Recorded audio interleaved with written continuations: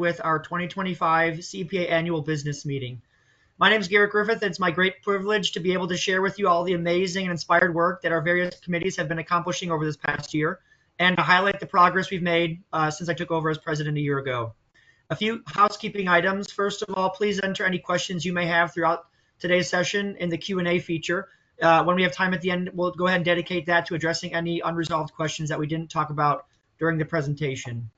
Secondly, we'll be using the GoToWebinar polling feature to certify the ballot during the second half of today's meeting. And this is once again going to be available for all professional members of CEPA. Today's agenda will look to acknowledge our most recent cohort of CEPA fellows, as well as our Randy Light Lifetime Achievement Award winner.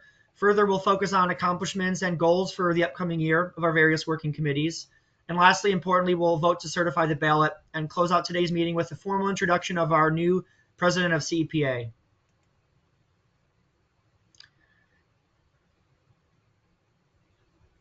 Before we move on, I have to briefly pause to say a sincere thank you to our executive committee members as well as the committee chairs listed on this slide. I didn't have enough room on the slide to list all the various committee members throughout the course of our various groups, but CEPA's important work simply would not get done without their tireless efforts. It's truly been a pleasure learning from and working with each of you this past year, and I can honestly say that CEPA wouldn't be the association it is today without your leadership. A special thank you to our sponsors. Our platinum level partner is MGC Diagnostics, and our gold level partners are both Cosmed as well as VO2 Master. I'd encourage everybody to visit CEPA's website, click on the sponsors links, and learn a bit more about what their products are and what services they offer. Collectively, these sponsors facilitate the important work of CEPA, and again, thank you for your continued support. Fellowship in CEPA recognizes recipients for their outstanding service to the field of clinical exercise physiology and their professional achievements to date. Further, this is viewed not only as not a final step in one's career, but rather as an acknowledgement of one's commitment to and excellence in their profession. Our most recent class of CEPA fellows consisted of 3 professional members. First, Cassie Ledman of Purdue University, the soon-to-be president-elect of CEPA. Secondly, myself, and third, Thomas LaFontaine. Congratulations to this most recent cohort of CEPA fellows. I would encourage you to visit CEPA's website to learn more about the fellowship application process, what that entails, and to reach out to the Credentials Committee if you have any questions about this process. Next, I'd like to acknowledge our Randy Light Lifetime Achievement Award winner. Our most recent winner of this award is Dr. Stephen Katian, the Director of Preventive Cardiology in the Division of Cardiovascular Medicine and the Henry Ford Medical Group. Stephen is a founding member of CEPA, our current treasurer, and perhaps most importantly, a consistent advocate for the advancement of clinical exercise physiologists. Stephen has pushed the field forward in the clinic and with his research program, and CEPA has benefited tremendously from his leadership throughout the years. Congratulations, Stephen. I can't think of a better person to be acknowledged with this award. Congratulations again. Now, admittedly, the past 12 months has been filled with accomplishments on behalf of CEPA, and I won't have time throughout the course of today's annual business meeting to highlight everything. And I want to encourage our committee chairs to dive deeper into these details as well. But a few highlights of major accomplishments I'd like to share on this slide. First, we successfully offered our annual online conference in February this past year. This conference once again highlighted the diversity of roles within CEPA, ranging from exercise oncology to pulmonary rehab to working with individuals with intellectual disability, amongst a host of other populations as well. Further, we included our first ever breakout sessions for attendees, allowing for additional networking and small group interactions to further maximize the value of this conference for our members. A special thank you goes out to Laura Newsom, who served as this last year's conference planning committee chair. Wonderful job, Laura. We successfully executed our first ever educational master services agreement with ACSM, which allowed us to offer our continuing education opportunities to a broader audience of ACSM members. Over time, this increased exposure will continue to position CEPA as the leading association in the area of clinical exercise education. Over the past year, we launched the Virtual Ventures Oversight Committee, aimed at monitoring the evolving landscape of virtual cardiac rehab and continuing to advocate for CPAs in this evolving space. This committee will share additional information throughout the course of today's meeting. Next, CPA offered its first ever 3-part bundled and thematic webinar series focused specifically on the role of CPs in exercise oncology spaces clinically. These webinars and the bundle structure were both well received, and I'd encourage you to be on the lookout for future bundled webinars to maximize your member benefits throughout CEPA. Our next iteration of the CEPA salary survey has been completed. All the data are collected, and we anticipate being able to publish this paper later this year in JCEP. This resource has become an increasingly important resource for CPs to advocate for equitable pay, and also for managers and directors overseeing CPs to advocate for their employees. These salary surveys are available through JCEP and on CEPA's website. And again, I'd encourage you to visit the website so you're well informed about the salary landscape moving forward through the field as a CEP. Lastly, JCEP successfully transitioned to its new editor-in-chief, Neil Smart.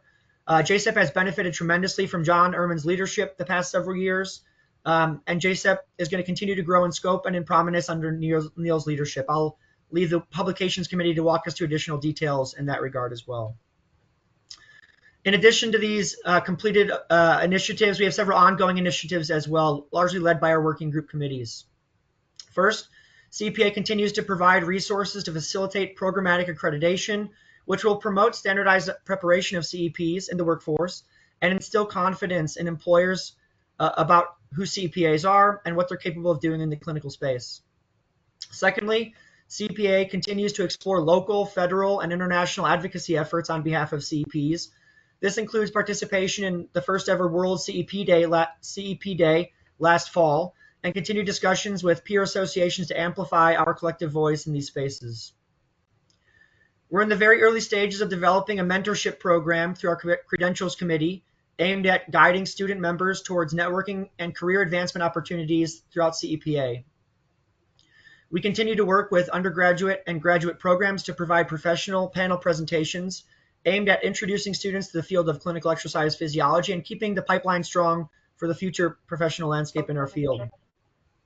Additionally, we're working on a scope of practice document, which will exist as part of a series of documents and resources available through our website, aimed at providing working CPs as well as HR teams with the knowledge of how to best empower CPs working in their clinics.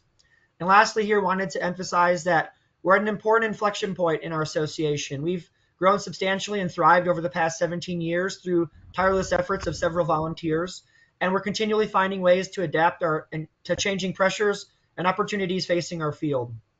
So ultimately, take-home message here is we've accomplished a tremendous amount. Sometimes it's easy to get lost in the weeds of the day-to-day, but take a step back and the last 12 months of progress. And ultimately, it's important that as the work continues, we're going to continue to need volunteer effort in this association. I think we have a lot of promising projects on the horizon. I look forward to continuing to be involved in the coming year. So with that, I'll turn it over to our treasurer, Dr. Stephen Katian. Thanks, Garrett. Stephen here. Can you hear me by phone where our computer audio went out, but you can hear me by phone? Yes, Stephen, we can hear you. Okay, good. So most important, thanks for the acknowledgement for the Lifetime Achievement Award. I appreciate that, and I appreciate CEPA's recognition. Now, what I'd like to present now over the next couple slides is a report from the Finance Committee, which is Brian Coyne, Aaron Harding, myself, Wanda, and Wanda Kester and Ash Walker. So next slide, if you could. So this is clearly just a sum from 2018 to the first quarter of 2025, our revenue for each unit of time, our expenses, and our net income for each of those units. So you can see we've had a positive net income every year, and we've had a positive income so far first quarter 2025. So this is good. We're in good position. Next slide.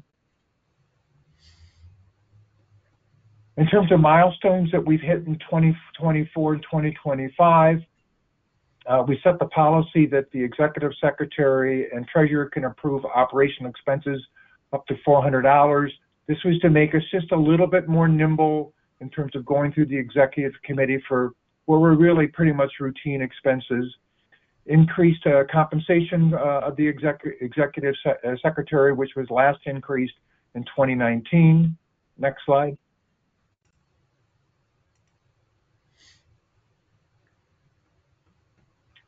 Set policy, income revenue was over 130,000 in terms of reserves from 2018 to now. So we've got a very positive net income of over 130K.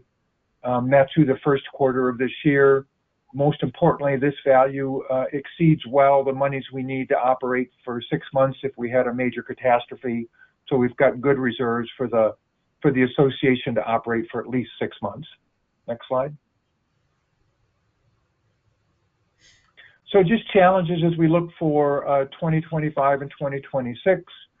The line item accounting within ACSM's financial system, as you know, has been a little bit of a challenge for us to work with over time. The good news is it has improved with their new software, so we're appreciative of that.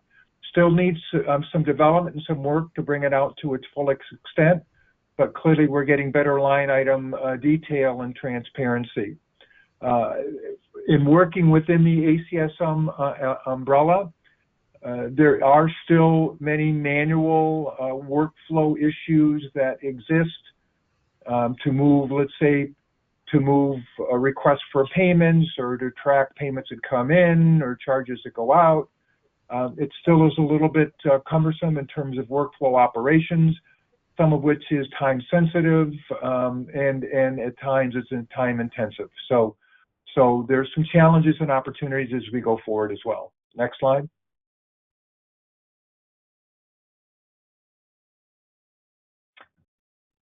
So plans for 25-26, we want to improve the detailed line item expense accounting from ACSM for CEPA. As I mentioned, it's improving. Again, that's due to the improvement of their software that they have on their end, but I would go so far as to say, and I think we've all heard this from me before and many of you have chimed in, still think it's important we secure our own financial institution for day-to-day banking. So we have our own checking account and we can, pay on time, track monies as they come in terms of bills paid or checks received. And I think that would be beneficial for us. Still ask that ACSM help with our annual taxes. Important, I'm willing to work with Ash Walker, incoming treasurer for this, develop a budget that's that's aligned with and supports our operations and our strategic initiatives. It's been a little bit difficult to work within a budget as the ACSM model for budgeting. So to develop our own budgeting system within our own paying system, our own banking system, I think would be very, very helpful. And it would help with keeping us to operate nimbly and consistent with the initiatives we want to put forward. Also, we want to carry forward the initiatives that we started in 2024. These would be the royalties that we've got now coming from the ACSM learning initiatives. This is a revenue initiative. We did have an increase in membership dues. You'll probably hear about this a little later on in the meeting. And our organizational sponsorship that we have with our partners, we want to continue those as well. Some things on the horizon that we have to look towards is there will be some costs for us working with the qualified health professional that we've been working with ACSM on in terms of that initiative. That will come with a cost. Paid personnel charges that will come through. If we develop our own, executive secretary, there'll be a cost associated with that. Executive director, a cost associated with that. These will be some costs that we have to account for. Compensation increases for the EIC, the editor-in-chief and the associate editors for our journal. We've increased our pay for these people, and we'll have to account for those going forward. I think we're in a good place to handle that. And if we do, as planned, go for and achieve a CEP checking account, then there will probably be some monthly fees associated with maintaining that. We'll have to accommodate those as well. And then last plan for 25-26 would be to welcome and integrate Ash Walker as our incoming treasurer. Next slide. Yeah, it brings us towards the end of your slides there, Stephen. I can't say Sure. thank you enough for all the leadership you've shown over the past 2 years. Certainly, a lot of growing pains associated with moving sort of our financial model ahead, light years compared to where it was. But I think your efforts are really paying off. We really appreciate that. We benefit as an association from your efforts. So thanks again. My pleasure. Thank you, and to the association as well. Sure thing. So we'll move on now to our membership committee report. Membership committee is chaired by Racine, and we'll be hearing from Charles Groh now in terms of some updates from the membership team. Thank you, Garrett. Yeah, I'll be subbing in for Racine on this. Here we have our membership objectives currently being grow our membership numbers and enhance the student member experience. We aim to uh, effectively go at both of those by offering the 50% discount at this past annual meeting. Along with that discount, we offered it to the students at the student bowl with some gift bags. And with enhancing our membership experience as all, we're trying to increase the visibility at the regional and national ACSM conferences and reconstruct our member renewal emails and reminders to highlight the benefits and why to retain their membership with CEPA. Next slide. Our current numbers here, without adding in the renewals and new members at the past conference. We went from 692 to 711, so it's a 3% increase over the year. Slight influx for changing from the student to the professional members. As of the little couple days ago, we did have 17 new members join from the conference.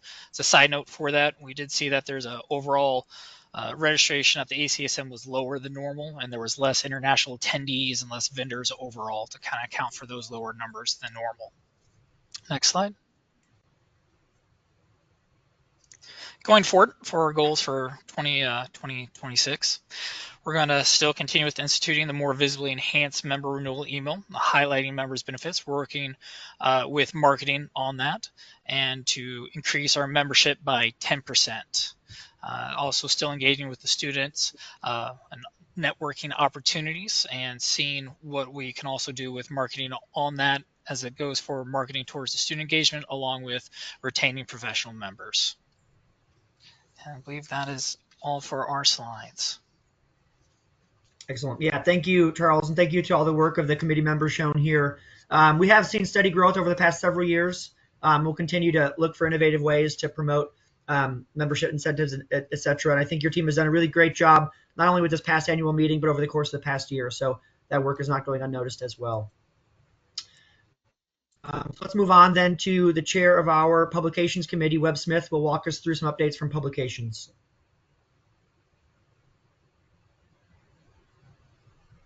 Yeah, thank you. So this is you can see our publications committee members mapped out here. I would like to note that this includes representatives from ESSA and CSEP, as we're contractually obligated as part of the journal to provide them representation on. I believe that they're all CEPA members as well. Next slide, please. So I'm going to run through just a few general spaces where we generally give updates on the website, which is where, since it's a non-print journal, the website where this is delivered, the readership for it, our current adventures with the indexing, and then some updates on the publications, committee meetings, and editor-in-chief roles. Next slide, please. So this is just a screen grab, just so you could see.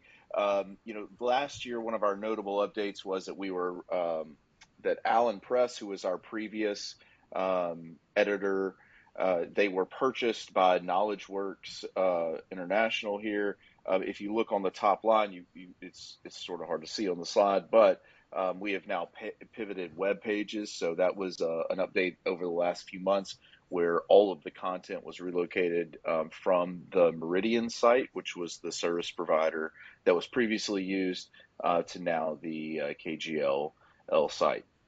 This is really a large background change. However, it did require quite a bit of coordination because every referring site that sends people to our journal behind a member portal all had to be updated and tested and go through all that process. So there were some very brief disruptions around that, which I think were, you know, generally measured in hours as we were working through. But some of you may have experienced a temporary disruption, which there was a notice posted on the site at the time, but there were some minor outages there for a few hours.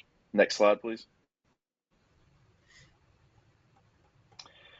So readership now with all of our affiliations and institutional members and reach around. We now the journal is available to about 23,000 exercise physiologists and scientists worldwide that have access to this. Our largest areas of growth in the past year were across Australia and really New Zealand and some of those areas. We also saw quite a big jump in access from some of the areas in like South Africa and Southern Asia areas. So really, sort of now is a true international journal with access points. I think the last time I looked, it was from like 30 different countries had somebody from 30 different countries had access to at least one piece of our material. Institutional subscriptions is something that we started offering a couple of years ago. We had we had a few members that have kind of come on and off with budget cycles. We have simplified this now to be more consistent with kind of our general member access. So it's a flat rate, which is lower and easier to manage. So if any of you have like a large number of students and you would like your home library to have access, now this is probably much more in line with what they're paying for other journals as part of a bigger suite, which is an area of growth for us. So that's an area we would like to grow. So if your home library would consider it, most of them do have a submission form where you can ask them to join, and then they will get routed to us to explore that. Next slide, please. All right, I just want to use this as an opportunity to point out resolution attempts are something that we monitor like very consistently, and these really give us an idea of of how many people are trying to access the content on the journal, and we experience we experience a really low failure rate, which is really nice. That shows the stability of the projects here. And you can see like last year or 2022 to 2023, we on average had between 12 and 1400 attempts to access the content. Which now next slide, I'll show you the numbers for current. Now we're more like in the 4,000 to 5,000 range as far as number of people accessing the content. A lot of this is driven by some special issues that we did with content with conference proceedings from ESSA, and then also from our own conference. And so we were driving, nearly 3 or 4 times as much content or access to the content now as we were even just a year or two ago. Next slide, please. Indexing, our content is searchable in Google Scholar now. It's not a true index. This is something we were working on last year. This is actually working now. This is a result of us improving the data architecture on the back end of how our JSEP content is stored. So it is quote unquote crawlable for the indexing sites to get access to. And so there is information available there. JSEP was submitted again to Web of Science in August of last year after addressing their concerns, and so we're back under review. I think this is one of those spaces where I've mentioned to the EC recently. One of the things that we're running into is that as a self-publisher for this content, we're really sort of going after this as a one-off every time, and so when things get updated, we just have to wait for the rejection there. So we're working through that, and hopefully every time the list has gotten smaller, things of concern, and I think we've improved most of the big ones. So hopefully we'll have good news here soon on that.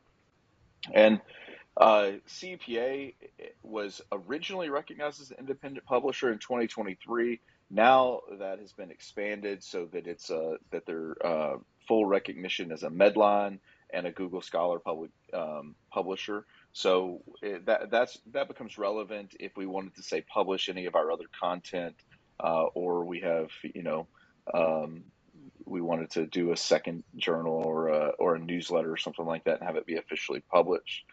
We would have the ability to actually publish and host that information. Next slide, please.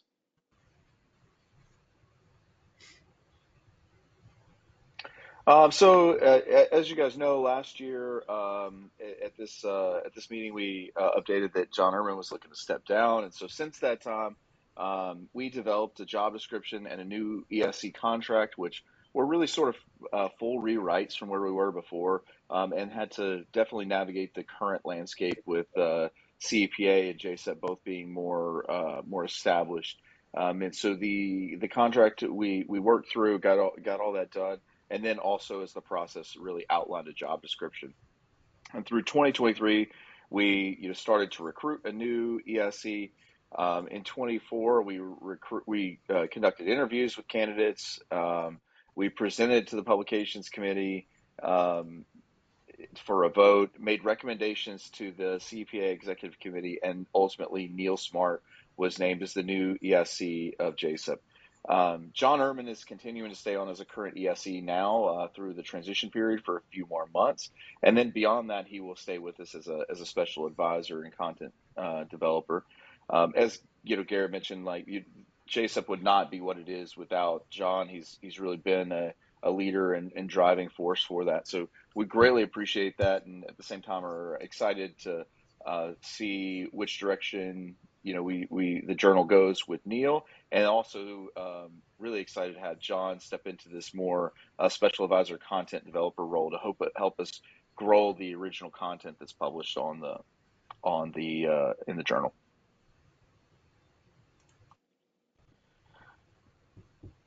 I think many of you know Professor Neil Smart he's the new ESC. He's a professor in exercise science, exercise and sports science, and clinical exercise physiology at the University of New England.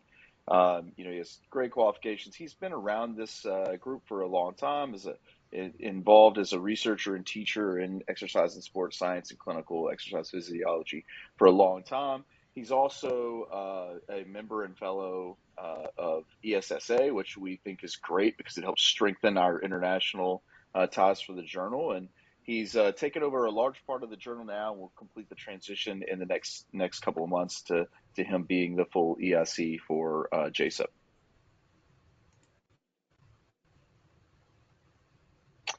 The final note for me is that we are still trying to grow the journal, and so please encourage your students and colleagues to consider JSEP when publishing.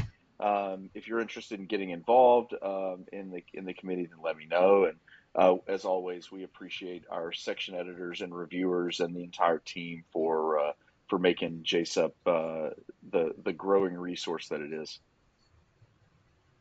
Excellent. Thank you, Webb. Yeah, JSEP continues to be one of our strongest and most important member benefits. So as Webb mentioned, please continue to encourage your students to submit, young investigators to submit as well. It's only going to continue in strength as Webb's efforts continue. Let's move on then to our marketing committee update. We're going to be hearing from our marketing committee co-chair, Kim Bryan. Yeah, thanks, Garrett. I also want to acknowledge my co-chair, Laura Richardson, as well as our members of the marketing committee, which include Ashley Cizan, Anna Veazey, and Ron Bembo. We wouldn't be able to put forth the efforts that we do without them. Next slide, please. So just wanted to highlight some of our accomplishments for the past year. Our goal was really to continue to maintain and step it up with our social media posts. We continued with our monthly posts of member spotlights. We did frequent job shares, promoting webinars, general CEPA announcements, sponsor advertisements, and promoting JSEP. We also added in some new clinical program spotlights where we're highlighting different clinical programs across the country and what they're doing and different ways that clinical exercise physiologists are being used in the clinical space. And then we also started incorporating some spotlights of accredited programs in order to promote the accreditation process as well. Last year, we did put forth a new initiative after our ACSM annual meeting we sent out postcards to everyone who attended the meeting in an effort to increase awareness of CEPA and potentially membership. Didn't work as well as we hoped, but that's why we try new things. And that's kind of been our theme, is that we're not afraid to try new things and see if potentially they can help improve awareness of our wonderful organization. We did a lot of marketing of the CEPA annual meeting and World CEP Day, which we had our first annual last year on September 23rd. That we have a new CEPA child page on ACSM's website, which we assisted in putting together. And we also worked with membership to enhance our CEPA exhibit booth at this year's ACSM annual meeting. Next slide, please. Some of our future goals in marketing, our big one is that we are looking to update our CEPA logo. It's been a while and we think it's time. And so we're gonna try to enhance the visuals there and hopefully improve its use digitally. We wanna, again, maintain and continue to increase our social media presence. And we wanna continue with our campaigns to promote CEP as a profession. And we wanna continue to collaborate with membership. That's been really beneficial for us in order to enhance and maintain membership numbers. And that's all from us.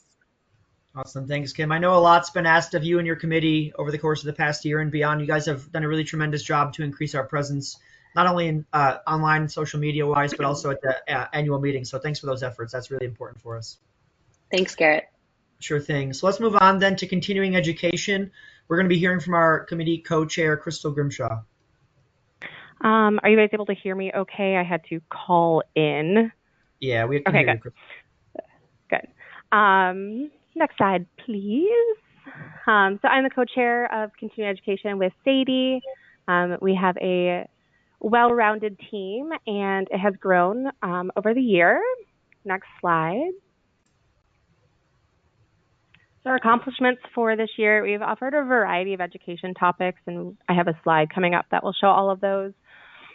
We also offered for the first time a webinar series on oncology. This was a 3-part series, and overall, out of all of the registrations, 90 of those bought the entire series. So we're very excited about that. We are also sharing our webinars now with ACSM so we can expand our reach. And like I mentioned on the previous slide, we are growing our committee, and there is still opportunities and need for more members to join. So if anyone is interested, feel free to reach out to us. Next slide. So here are our topics from the past year.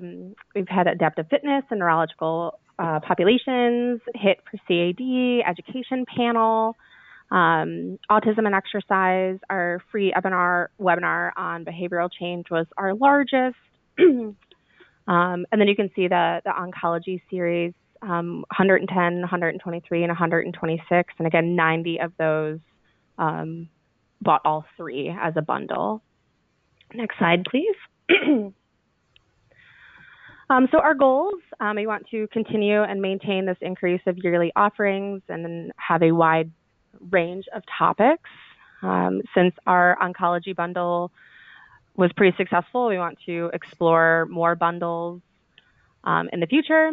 We also want to invite other allied health professionals to present and attend our webinars to increase our interdisciplinary collaboration and continue to utilize our panel format so we can have more people speak at once. This could be on careers, different topics in the field, discussion about education.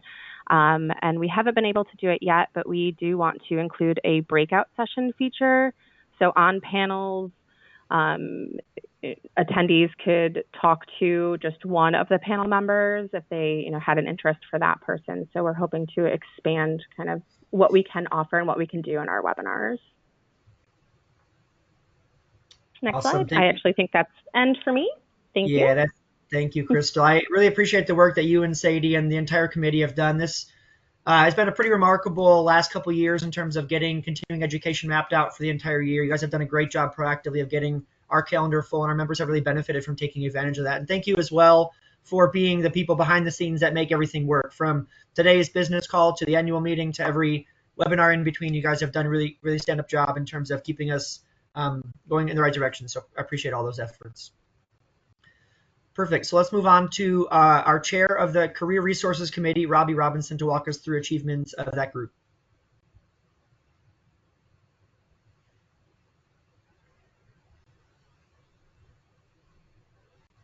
You available, Robbie? I don't know if I was on the attendees list. I'll start walking us through this and hop in, Robbie, if you're on board.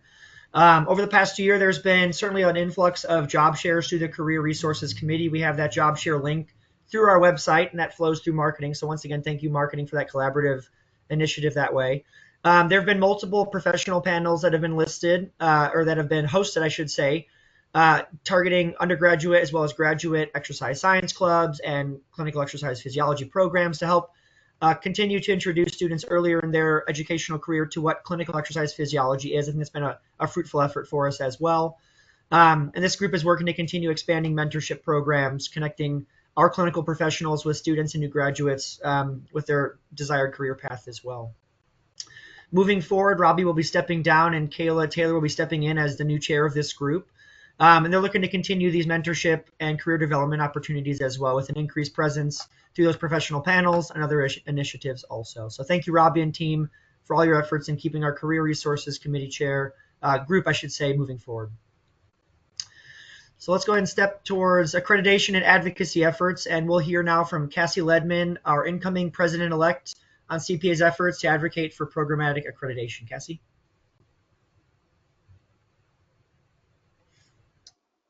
Okay. Can y'all hear me? Yes. All right. Okay. So I'm just going to share with you guys briefly, as brief as possible, three main efforts that we are kind of putting together right now with relation to advocacy and accreditation. And I did not note on here, but I will say it, that this effort has been a collaboration with both COAS and CEPA, specifically our advocacy committee, president's group, our website coordinator, and then some with marketing as well with some of the other efforts that I will share with you here. So it's definitely been a large group effort when we're talking about all of these different things. We're trying to provide our members with resources for them to be able to navigate these kind of waters that we're dealing with right now with accreditation and changes in the profession. So most of you are aware, right, that it's a critical piece for the growth and increased recognition of CEP's profession to improve program quality, create standards, align with ACSM's requirements that are up and coming. We're trying to improve our recognition, right, and reimbursement efforts and empower CEP. So one of those pieces is this accreditation piece, and that leaves many programs and clinicians kind of uncertain how to proceed. So we're trying to kind of help navigate, provide resources. So one of the first bullet points here you'll see, and I'll have a slide for this specifically, is the accreditation toolkit that we are creating and is almost ready to go live. We have an accredited program spotlight that we've started, as well as program outreach and communication efforts, which is our collaboration with COAS. You can go to the next slide. So on this toolkit, this will be housed on the website. So I just kind of provided some bullets of what you can expect to see here. You see, first, we are going to have just key resources, which includes like downloadable documents and forms that we put together to be seemingly the most kind of critical pieces to get started with accreditation. So programs that are starting this or in the thick of it, trying to find a little bit of help and resources there. There are some video recordings too from past presentations we've done at the annual conference and other breakout sessions that would be useful for someone beginning this pursuit. There's going to be a facts section on there, which will be most recently or frequently asked questions, as well as a place for people to upload new questions. The student resource section to provide guidance for students looking for approved or accredited programs, and as well as a testimonials section for us to get some kind of clips from individuals, not just those that are running programs, but also the students that are in the programs. We do have some of those kind of put together already that we'll be continuing to add to that, as well as an option for people to submit their own testimonials too. Those things will go to myself and then our executive secretary, I believe, when we do receive those. So our goal is to provide an opportunity, right, for our members to be able to have a quick option to use CEPA as a resource to get to all the things they may need to help us grow the profession. Okay, you can go to the next slide.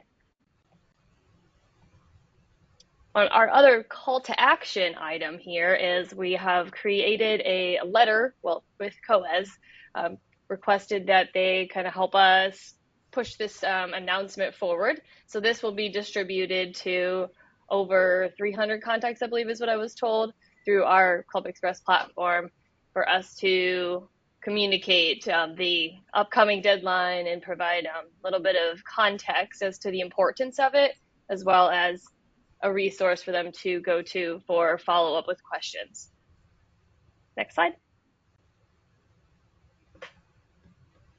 Okay, and then this is the kind of where we get to recognize programs that are already accredited. So working with marketing here, we've started, they mentioned this briefly in their review of program recognition.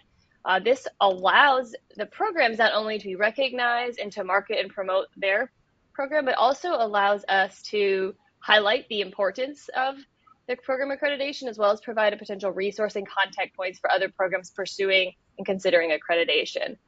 So our main goal here, again, is to be a resource for CEP professionals and programs, and also to recognize those that are, you know, a job well done, kind of. I think that's all I have. Thank you, Cassie. I know this has been, as you mentioned, very much a collaborative effort, and certainly one that we're going to continue ramping up as we approach that deadline for programmatic accreditation. So we rely on everybody, certainly on this call, everyone throughout CPA, to keep kind of moving that messaging forward, since we are approaching that deadline sooner rather than later. So I think this is an important initiative, and thanks, Cassie, for your efforts there. So we'll move on to our legislative committee, and we'll be hearing from our co-chair of that group, Joel Hardwick. Thank you, Garrett. I would also like to recognize the wonderful members on our committee, our co-chair Brooks Hibner, and committee members Brian Coyne, Ken Ecker, Brittany Overstreet, Kate Ingerbretson, Kayla Dressler, and Caitlin Copperrath. Thank you all for your commitment and dedication to the legislative committee. Next slide, please. As Cassie has done a wonderful job in mentioning, the legislative committee, advocacy, and several other key stakeholders got together to develop this wonderful toolkit for academic program accreditation. And I cannot thank Cassie enough for her leadership on this, and Garrett and others as well for stewarding this process along. I hopefully soon, and years about, just need to publish this on the website. We're very near the finish line in getting this product to you all here on this call. Additionally, the legislative committee is actively engaged in a workplace professionalization project looking to address the common CEP concerns in the field. Our goal here is to create, likewise, another toolkit that our membership, you guys, can use to help accelerate your professional growth. And one of the ways that we're doing right now is to see where we're at, see how you're feeling, and address some deficits to see where can we better target our efforts. So be on the lookout in the near future for a survey. Once we get that finished, we'll send out an email and solicit your advice and feedback. If you have any advice or feedback now, anything you'd like to share to the legislative committee, please feel free to reach out to me or to CEPA and route it towards me, and we'd love to hear from you. Thank you. Awesome. Thank you, Joel. I know, as you mentioned, that academic programmatic accreditation piece, large lift, as well as this professionalization piece, I think that's going to be an incredibly beneficial aspect once we get that launched for our membership as well. So thanks for your efforts. Let's move on to sponsorship then, and we'll be hearing from our new chair and outgoing immediate past president, Laura Newsom. Hi, thanks, Garrett, and welcome everybody. Sponsorship is a new role for me. I kind of inherited this after the February conference, and so I really don't have a huge presentation to give you right now. So next slide, Garrett. The goals for taking on this 2025-26 is to renew all of our current sponsors. So we are successfully progressing to that already. I was active during the conference at ACSM to get around to all the different booths and vendors to trying to recruit some sponsors. So I've sent out, I feel like a gazillion emails so far this week, following up with them. So hopefully we can recruit some new sponsors for both, general representation of CEPA as well as the 2026 conference. Two initiatives that I would like to start and presented to the EC is that all the contracts will run on a calendar year.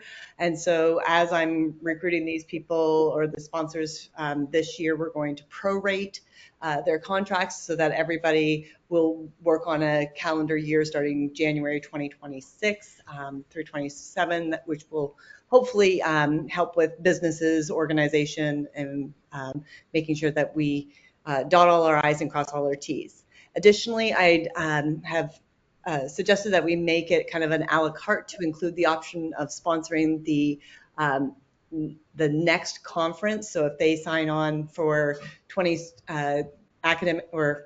calendar year 2026, that they will also be able to purchase the conference with that initial contract, and that would be the 2027 conference. And hopefully this will help us get some more sponsors for the conference specifically. It's very challenging to kind of, go to the well twice for some of these businesses to ask for money at two different points in time. So hopefully this will stimulate some more financial growth for CEPA, and we look forward to seeing what this year holds. So thank you.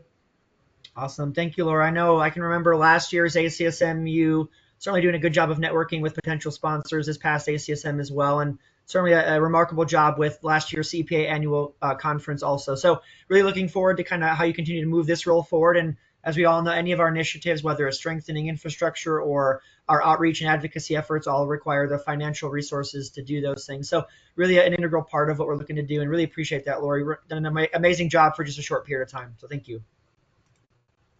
So let's move on then to our credentials committee, and we'll be hearing from the committee chair, Brian Coyne.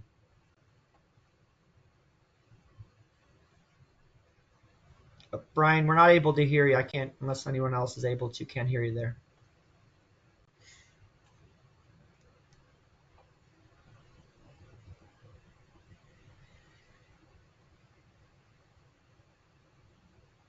Let's give just a moment to have hopefully Brian try to troubleshoot his microphone. Brian, as a tech tip for me, GoToWebinar routinely defaults my microphone to my computer, so it may just need to shift to another device if you have one.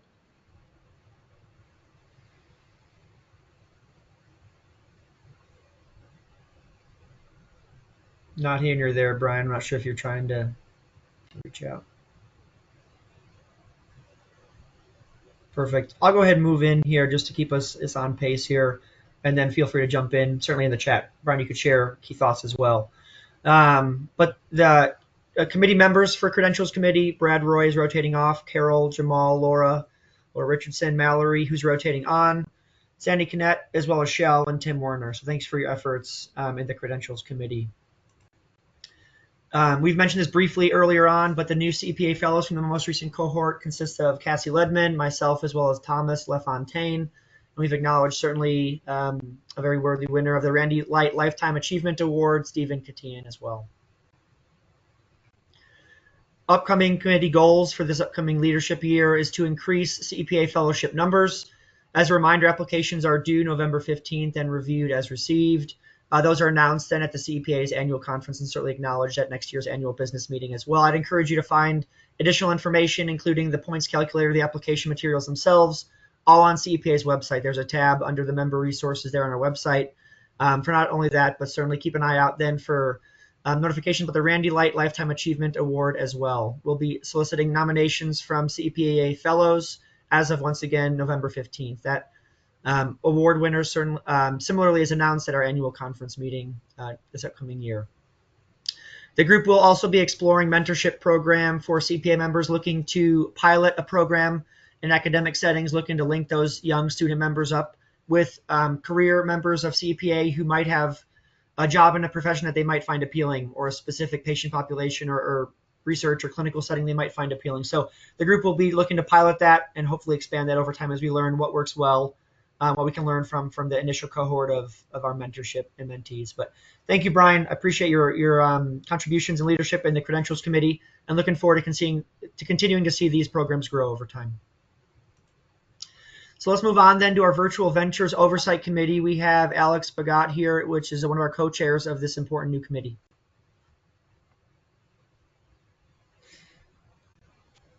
Hi, can you guys hear me okay? Yes, we can. Thank you. Awesome. Thank you. Thank you, Garrett. And I'm excited to be leading this new committee with CEPA. I do want to highlight in the next slide all of our members that are currently part of the VVOC. And also we are adding 2 more members to this that are not listed on here, Lauren Tice and Samantha Schultz. So very excited to have them on board.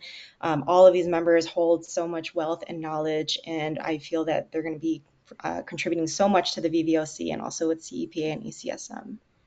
Next slide, please.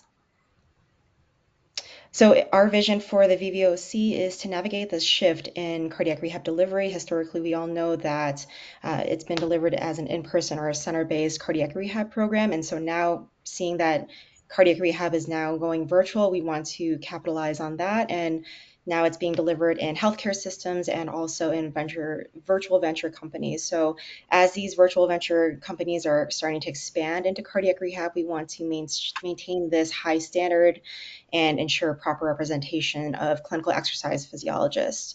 And our goal within the VVOC is to monitor these emerging digital models and advocate for the vital role of CEPs in virtual healthcare.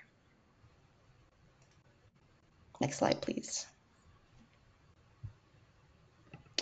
And so to support the VVOC, we have 4 subcommittees that we are broken up into. So we have monitoring and evaluating virtual ventures, advocacy for a clinical exercise physiologist, education and resources, and marketing and business development. Next slide. Just to briefly go over these subcommittees, for the first one, monitoring and evaluating virtual ventures. This is to conduct regular assessments of the virtual companies that we're seeing and also routinely review job boards as well from different job sites. Next slide. Advocacy for a clinical exercise physiologist. I feel like this already speaks for itself and it has been mirrored throughout this whole presentation, but we want to represent the professional interests of CEPs in the virtual workspace and advocate for the appropriate roles, recognition, and compensation for CEPs within virtual cardiac rehab companies. Next slide. And for our education resources subcommittee, we want to develop and promote resources and guidelines for CEPs working in or transitioning to virtual environments, and also provide educational opportunities to help CEPs enhance their skills in delivering virtual cardiac rehab. Next slide. And lastly, for our marketing and business development, we want to collaborate and strategize with other virtual venture companies that are part of this and also highlight their mutual benefits, develop educational materials, webinars, and workshops for virtual-based CEPs, continue to share our work with CEPA and ACSM so that all of you are up to date with what we're doing, what to expect, and also create reference materials for companies so that they can align with ACSM and CEPA industry standards. Next slide, please.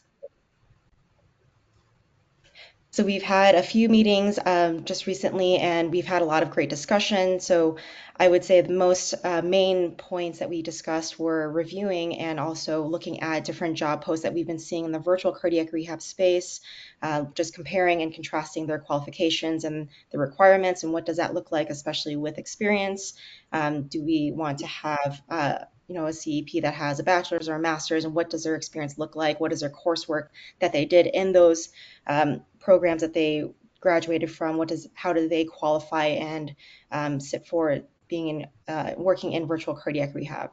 We've also mentioned and discussed the Telehealth Communication Modernization Act that is essentially, I guess, ending in September. And so how does that impact virtual companies that are now delivering virtual cardiac rehab, and how does that impact them? And also, we also talked about the National Provider Identifier and how that can help determine and compare geographic compensation for CEPs. Next slide, please.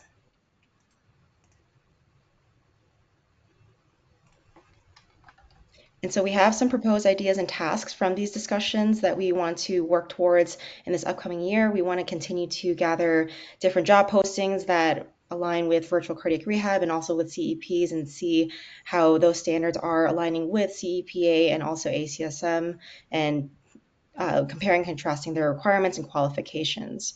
We also want to create eventually a resource library consisting of education and resources for CEP professionals and students to learn more about home-based cardiac rehab. So this includes papers and studies that are already out there that support the benefits of virtual cardiac rehab and even offer some competencies for training and education so that students and professionals know how to deliver virtual cardiac rehab and how their roles are in that space.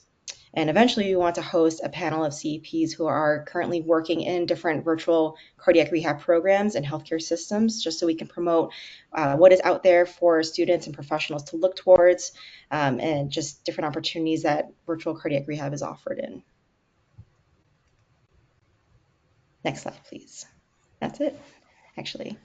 Awesome. Thank you so much, Alexis. I know the group from CEPA has done a tremendous amount of work advocating for CEPs in all types of working settings, and I think this virtual landscape is certainly going to be an evolving one that you guys will keep tabs on as well. I did want to make one quick addition back to the legislative committee's slides. We did want to acknowledge that Dave Verrill is also on that committee as well. So we appreciate your work. Dave, thanks for all your leadership with that group as well. Thank you. So let's move forward then to our strategic planning committee here. We're going to be hearing from Aaron Harding, our co-chair of the strategic planning committee. Thank you, Garrett. Can you hear me? Yes. Great. Yeah, so I am co-chairing along with Jamal Ozamek this current edition of the CEPA strategic plan. And just first of all, I want to say how pleased and amazed I am by the amount of work that we accomplish every year. Sometimes we don't realize that until we come to this annual meeting and we just like list them off one by one for 60 to 90 minutes. So great job, everybody. And part of why we can do that is because we try to put a little vision and priority in place and a little past, present, and future here. CEPA launched in 2008, but didn't have a strategic plan until 2012. We were basically more concerned with defining what a CEP was and creating a name for the organization, but we eventually wanted to have some vision and set some priorities to move the profession forward. So that was the first iteration, and we are on the third CEPA strategic plan that took us through 2024. And we are now working on the fourth iteration of the CEPA strategic plan. Garrett, you can advance a slide to kind of show what we've been doing for the last couple years here is we really streamlined this past strategic plan to focus on 4 areas that we really wanted to put our attention. And it doesn't mean there wasn't areas like the journal, for example, we thought was doing phenomenal. And so we didn't put that as a strategic priority for those 3 years. We wanted to focus on membership growth. And we had an ambitious goal of 1,000 members by the end of 2024, and we knew that was ambitious. But at the time, we had 350 members, 360 members, and we doubled it. We doubled it in that time frame. I think that's amazing. I think the 10% growth that the membership committee's working on is a reasonable way forward. Financial strength. Stephen has done just a terrific job aligning our finances, working with ACSM, and moving us in a position where we can maybe manage our own money, which I think will help us move forward. The fact that we have $130,000 in the savings account is phenomenal. That's not our operating budget, and there's still strategic priorities looking toward the future, other paid staff, potentially an executive director down the road. So we need to stay financially strong to do those things. There's a lot of stuff here in professional development, and I would say if you're somebody who's interested in the whole profession of clinical exercise physiology, this is probably the area that you feel a lot of passion for. We want to develop a scope of practice. We want programs to be accredited. We eventually want to be qualified healthcare providers, get reimbursed for our services independently of some of the programs we work in. So there's a lot of great work going on that are multi-year projects that you don't always see every year, the progress that's been made. And then the other priority was how do we grow? And Matt has really led us on an effort to kind of rethink our governance structure. And so he'll probably talk a little bit more about that. Garrett, if you want to advance the slide to the final one. So the future is the thing that stalled us a little bit about getting going on this strategic plan is we wanted to get the governance structure in place before doing this. So we have a current strategic planning committee. We're going to be working on the fourth iteration of the strategic plan, which will take us to the next 3 to 4 years. And Jamal and I are chairing this, but we have really great people on this committee who are past, current, and future presidents. We have a founder, we have our executive secretary. So we have really good historical knowledge as well as current knowledge of the operations of today to set our plans. And so we've met a couple times. We are, in addition to our mission statement, we are planning on developing a vision statement, which will really give us some true north direction, and so we can set the roadmap and the priorities for the next couple of years. So that's kind of where we're at. And Garrett, I would also like to just thank you for the phenomenal work that you've done leading us this year. So thank you. I appreciate that, Aaron. It's been a wonderful experience working with this committee as well as the other groups throughout CEPA as well. But thanks to you as well as Jamal for your leadership as co-chairs of this committee. I think it's going to be important. As we mentioned previously, we're at a big inflection point for our association. I think this is going to be important work to steer us in the right direction to continue to make as big of an impact as we can for our members. That's really strong work. So yeah, the work of all the CEPA committees is truly remarkable, and I'm really honored to have played a really small role in this past year's progress. I wanted to express my gratitude to members of the executive committee and the committee chair who are officially rolling off of their positions as of today. So to Lauren, to Stephen, to Ron, to Mallory, and to Robbie, thank you for all the time and volunteer efforts you've dedicated towards CEPA. I know you won't be sort of entirely leaving the scene here, but in terms of your formally elected positions, we appreciate the time and contributions over the past couple of years. So again, thank you for all your efforts. We'll now move into the certification process for CEPA's most recent election. This year's election included open positions for president-elect, treasurer, student rep, and clinical member at large. And as you can see here, the election results are shown with our president-elect as Cassie Ledman, our treasurer is Ash Walker, our student representative is Caitlin Snyder, and our clinical member at large is Kendall Turner. Congratulations to these newly elected members of CEPA's executive committee. I really look forward to working with you over the course of this next year.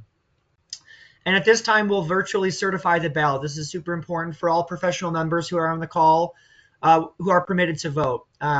Crystal, our assistant here, is going to be sharing a poll on the GoToMeeting platform, and we'll leave it open for 60 seconds. We'll be able to vote as a yes, a no, or an abstention of your vote. So Crystal, if you can trigger that poll to be shown, that would be great.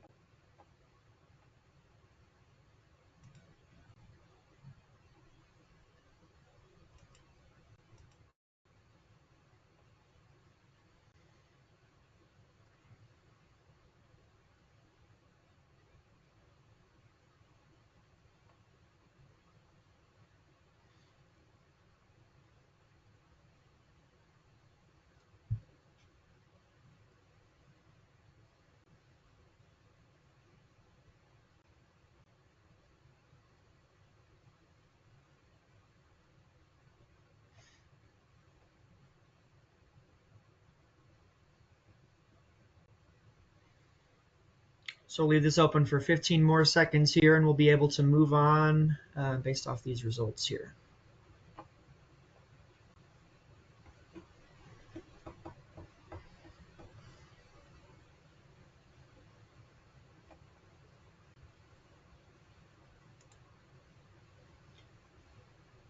Excellent.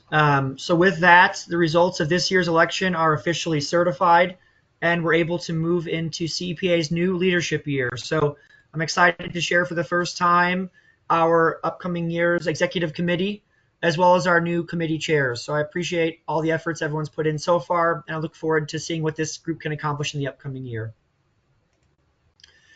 It's now my distinct honor to introduce the 18th president of CEPA, Matt Thomas. Matt and I were graduate school classmates, and over the past 13 years, I've been amazed to witness what Matt's accomplished, not only as the director of cardiopulmonary rehabilitation in his current role as a member of CEPA's executive committee, but perhaps most importantly, as a fierce advocate for CEPs across the country. Matt brings an incredible leadership experience to this role, and I have no doubt that his tenure will be transformational for CPA and for all of its members. Before turning it over to Matt, I did want to acknowledge the strong legacy of past CEPA presidents. I feel honored to have played a very small part of this past 17 years of CEPA's history, and can honestly say that this list of past presidents has been instrumental in keeping the association on track and dedicated to its mission of advancing the profession of clinical exercise physiology. So to everybody on this list, a sincere thank you for your mentorship over the course of this past year. And Matt, I'll turn it over to you at this time. Take it away. Awesome. Well, thank you, Garrett. Humbling to follow a list of that kind of prestige. Those are all people that I look up to immensely, and honored to be a part of you all now. And Garrett, I do have to just pause for a minute and tell you what an awesome job you've done the last year. You set a really high benchmark. As Garrett said, our friendship goes back a long way, and I've watched his career as well, and always tried to follow his professionalism. He sets a high bar, and the only regret that I have is that I didn't get to go first in the presidency. So I didn't have to live up quite to what you've set. But my friend, you've done an awesome job this past year. So thank you for advancing and taking us on. And hopefully I will do it justice, and glad to have you as immediate past president to help me along. So introductions. My name is Matt Thomas. I am the director of cardiopulmonary rehab here in Chattanooga, Tennessee. I wear a lot of hats. I work with a lot of associations, but I'm very passionate about the work that I do with the CEPA. And if Garrett, you could take us to the next slide, I'll give just a little bit of my background, specifically with the CEPA. I got involved with CEPA around 2012. I think actually about the same time Garrett did. I believe he was sitting with me at a Midwest ACSM conference, and I heard a fiery speech from Rob Confessori about licensure. It really got a fire underneath me, realizing that CEPs have so much to give, and are just were at the time especially just not fully understood the capacity in which they could work in the healthcare contexts, academia, etc. And so seeing those limitations, I really just got very passionate about trying to be a louder voice and playing my part. And at that time, it was a lot of advocacy, maybe selfishly, for my own interests and what I believed should be done for CEPs and what we deserve. But that has really transformed now that I work in a context where I have direct reports in CEPs and see the hard work and dedication that they put in each and every day with our patients. And it's just really bolstered my passion to be an advocate for them. So I've been involved with various committees over the years. Advocacy committees, legislative, our newly formed VVOC, which Alexis has taken over and doing an excellent job, and many more. So I had my hand in a lot of pots. And, really, if you look back at the list of names that have been mentioned to this point, whether it's presidents, committee members, EC members, there are a lot of passionate professionals in this group. And this is where I have to lay down the challenge to anyone listening today and even has the slightest bit of interest. We need you, and we need you to be workers. We need you to get out there. We need you to join with us because you have a lot of passionate people advocating for you. It's going to be better if you advocate for yourself. We got to take this on for our next generation. I served as member of large for 2 years, from 2022 to 2023. Had the pleasure of championing a white paper that was focused on compensation strategies. Being in a director role, I've learned quite a bit about negotiating contracts, how HR works, and really have tried to leverage that knowledge and to hand it off and be an advocate for our CEPs across the country. And that really is kind of launched me here to where I sit now, as being part of our salary surveys and coming in as your president-elect. Next slide, please. So disclosure, this is not the vision of CEPA. This is my individual vision. And, as Aaron pointed out, a vision is really a true north. And it's what I feel is going to try to carry me forward and what I want to keep in mind over this coming year, as I help these very capable members of the EC steer the ship. The goal is this really is to build a more robust collaborative association. And I think that that could be characterized by strengthening our governance, focusing on our strategic alliances, and really getting a unified voice, coast to coast, just so that we can simplify our message and thereby amplify it. And in so doing, the real goal is to ensure that we have a viable and long lasting association that can impact our profession and our professional, especially given that we have an evolving landscape in which we work in both healthcare and research. Next slide. So these are, in short, the goals that I have for my term. And, as I was kind of drafting these and thinking about it, had I set no goals, there's plenty of work to do. We really are at an exciting time for the association. We have a lot of coals and a lot of fires, and we have a lot of people who are standing by to champion those individual causes. So had I not set my own ambitions, there would have been plenty of work on the table to make sure that we're advancing and advocating the profession and our professionals, most importantly. But these are the goals that I have. First and foremost, trying to implement efficient, transparent, and accountable governance. Um, it is not that we don't have a strong governance structure at present. It's that the association is now, I believe, entering its 17th year and it's evolving. We have grown as an association.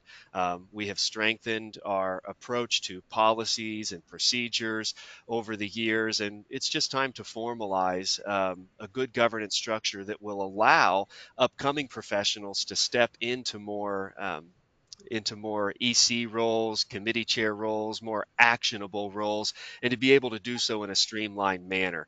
And so that's really the focus on the good governance. It allows us to focus on messages and take away a little bit of the cumbersome duties that go into the day to day. We need to allow the association to run efficiently so we can focus on our key objectives and strategies moving forward. Second, I really hope to grow the association's reach by amplifying our message with other partners. We have strong partnerships with ACSM, but I know we have many professionals and CEPs that work in different work contexts with different associations, different level of involvements. Through state affiliate groups, conferences, regional chapters, et cetera, that we can really amplify our voice. So we want to strengthen those partnerships and use them as a platform to get our message out. Thirdly, I'd like to develop a really cohesive message to advocate for the profession. And that's as simple as staying who we are, what our job title is, what it should be. And so simplifying our message is really going to allow us to amplify our message. So, the old adage goes that we have to have our own house in order, and we're going to put our focus there to make sure that we have a very clear message so that it can be heard accurately. And then finally, want to ensure that the association is financially and operationally stable to support the mission that we have. We have a lot of opportunity with new revenue streams that Garrett has championed this last year, our master service agreement with ACSM, and many other conversations that we have with our partners, that if we get them right, we're going to put the association in a very good place so that we can carry this mission forward, not just over my term, but for many presidential terms to come. So those are the goals.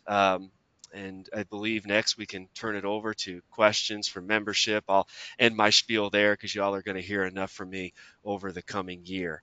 I do know that we have had some limits. I've got some sidebar messages from our chat feature, but I do believe that the question feature is working. So if you do have something that you want to pose, whether it is a comment or a question, if the chat feature is not working for you, then the questions feature, I believe, will be your go-to, and we will do our best to answer those. And if not, I'll hand things back over to Garrett. Thank you for the opportunity, everyone. Thanks, Matt. I see a couple questions have come through. I'll try to navigate those and kind of divvy them out to our panelists who might be able to help provide context that way. So our first question from Michael C. is, what other professional organizations aside from ACSM are you interested in collaborating with? What strategies do you have to get members and prospective members more involved? Things like medical fitness, diabetes care, oncology, pulmonology, and musculoskeletal, similar to what the VVOC is doing. And Matt, since I know you just talked about your goal being a bit more of a collaborative approach with peer organizations, maybe I'll have you kind of expand upon that one a little bit more and share some of the conversations you've had and maybe directions you might be able to take this next year.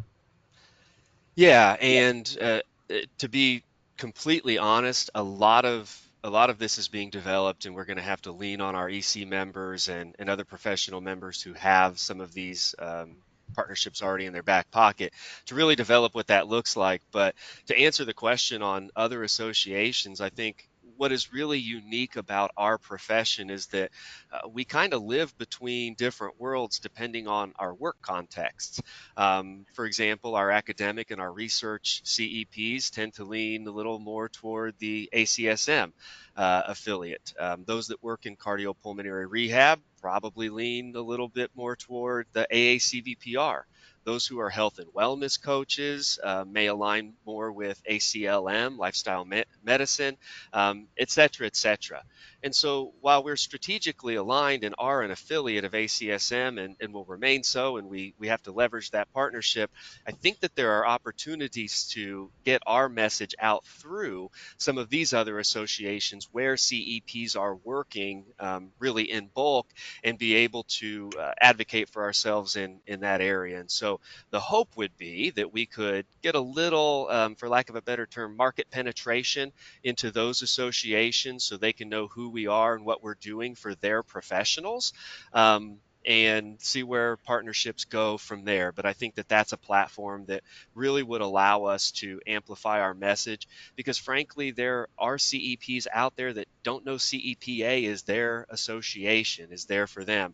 And it's frankly because they are in work contexts that just may not have given them exposure. So that's really kind of the focus that we have with those partnerships. I think that answers the question. And the second part of the question, could you remind me, Garrett? Yeah, what strategies do you have to get members and prospective members more involved? Things like medical fitness, diabetes care, oncology, pulmonology, and musculoskeletal, for instance, similar to what the VVOC is doing. Yeah, I think involvement first comes from interest, and Garrett's done a great job, and our continuing education committee this year, marketing, so many have done a great bit of work to get more continued education materials out there, to get the word out on what people get from their membership. And my hope is, as we continue to strengthen that message and we continue to get good education material out there, as our journal gets stronger and we show our members the resources that they have and they use them, they will want to get involved because they'll see the value of supporting that work. The reality is there's a very, very strong core of CEPA members who are tirelessly working every day to make this happen, and it's happening in the background. And we need the ambition of new members, of new associates. We need fresh perspectives and innovations to be able to carry this association and our message forward. So I really believe that that is going to hinge on leveraging the resources that we're utilizing now and have been building over the last several years, and the rest will fall into place. I think it's going to be an organic process, and we're banking on that. So we'll amplify that message as well. Thanks, Matt. We had another question come in, and I think Stephen had to hop off the call here from a treasurer's perspective. But the question is, are we investing our organization's resources into a savings account? Will that make it grow? I'll just acknowledge that we're still certainly at an inflection point. We've mentioned that several different times. From a large affiliate perspective, we're sort of reevaluating and trying to better define what our affiliate status means in terms of our relationship with ACSM. That comes along with us reevaluating at a very granular level how the finances are communicated, how our accounting system is working. And part of those conversations, as Stephen's been leading the charge, is our efforts to explore what it would take, what it would mean for CPA to obtain its own accounts financially at some sort of more national level bank, as opposed to continually going through ACSM. So we continue to explore that. We don't have great answers as of today, Michael, but I appreciate you bringing that up. And we're certainly exploring as we transition into our next treasurer. with Ash Walker. Stephen and him will be working in lockstep with our executive secretary as well to make sure that we're exploring all avenues for our continued growth. But I appreciate that comment. Our next question was probably for you, Matt. This is from Dave Verrill. I very much like your designation at your hospital rehab program of the exercise physiologist in different roles. Would you be able to briefly describe your salary structure in your program of CEPs at different levels based on education, certifications, and experience? Yeah, I can do that at a high level. And for those who want a little bit of a deeper dive, that's really the context of the white paper that is free source on the CEPA website, where we outline those opportunities. For a while, I think many thought that, well, we have masters prepared CEPs, and you take this back to the RCEP era. Um, they should be paid more. And what we've actually come to find out is that you really can't just pay somebody more money based on their academic preparation. It has to come down to job duties and what they're actually performing for their pay. And so in our area, where I am, we have EPs and we have CEPs, and that context of the job description is different. They work with different acuity of patients. They work in different contexts. For example, EPs are qualified to work with more stable populations, and so those individuals would be more in what we call our phase 3 or our community style programs, individuals who are lower acuity. Our CEPs, our clinical exercise physiologists, are working in our phase 2 program. So with our medically reimbursed, insurance reimbursed programs, cardiac rehab, pulmonary rehab, peripheral vascular disease, oncology populations, etc., even phase 1. And so that's really how things are tiered out at our hospital. And then the compensation opportunities are different because they have different certification, context, abilities, but it really hinges on the difference in their duties that they're performing in terms of the difference in their pay. And that was something we had to navigate with HR. Meant that I had to align their job titles first and foremost, which, while I'm on my soapbox, I want to encourage everyone to do. If you're working somewhere and you're not called a clinical exercise physiologist or an exercise physiologist, that's your starting point, because we need to have good comparables across the country and from one organization to another to be able to look at those earnings and wages appropriately. But I think that probably hits it from a high enough level without getting too in the weeds. But I would encourage those who haven't already to check out that white paper for strategies and opportunities on our website. Appreciate that. Thanks, Matt. We have one more question that's rolled in here. And I think this gets back to your sort of vision and in your goals for this upcoming year. What other professional organizations do you look to as providing a blueprint for growing the organization? That's a great question. I mean, we really benefit from a close partnership with ACSM. And so I can't say that there is any one association that I look to as the gold standard that we need to follow, because we're a different association in that we are advocating specifically for our professionals. But what I do look at is associations like ACSM, like AACVPR, like ACLM, organizations that I have good familiarity with. And what I'm trying to do is pick out the pieces that I see are working well for them and seeing how we can leverage those styles of initiatives. So whether it's opportunities like specific types of educations, um, offerings that maybe are gaps rather, instead of what they're doing well, where I think there are opportunities and we should be advocating for our professionals, that's where I see the opportunity. So really trying to pull nuggets from involvement with them. Appreciate that. Aaron, I think you had your hand up. Go ahead and join in. Yeah, I was just going to add to what Matt said, and maybe this also may directly answer the question, is we have a scope of practice group that we're working on how do we develop a professional scope of practice, which is different than a legal scope of practice that each state by state would have. And so we're looking toward organizations that represent a specific discipline, and dietitians would be a good example. So like modeling our scope of practice in a format or a template that's similar to that, in the same way that The more that we look like other healthcare professionals, the more we're going to fit in. So that I will just add that. Excellent points there. And yeah, a lot of good work. That's all at the end of the day, converging towards a similar goal of advancing for the CEP. So it's, as you mentioned previously, Aaron, kind of impressive to step back after the course of a year and think about all the progress we've made. It's easy to get lost in the weeds day to day, but I appreciate everybody's participation in various committees. At the end of the day, it's a volunteer organization. So we rely upon people doing good work, outside of their typical work hours, and that doesn't go unnoticed for sure. So I believe that's all the questions that we had. Let me advance to our last slide here. Matt, if you want to close us out with any closing remarks, and I think we'll be done for the day. You know what? I think we've pressed up to time. I think we've been very clear on all the good work that we have done this last year, and hopefully have been clear on the hard work that we have in front of us. Again, I put that challenge out to volunteer. We have a volunteer form on our website if you're interested in getting involved. We have opportunities. We need all the help we can get. The louder our voice, the better heard our message. So join us. Appreciate everybody, and appreciate the trust that you've invested in me for this coming year. Eager to get to work together. Thank you, everybody. Enjoy the rest of your day.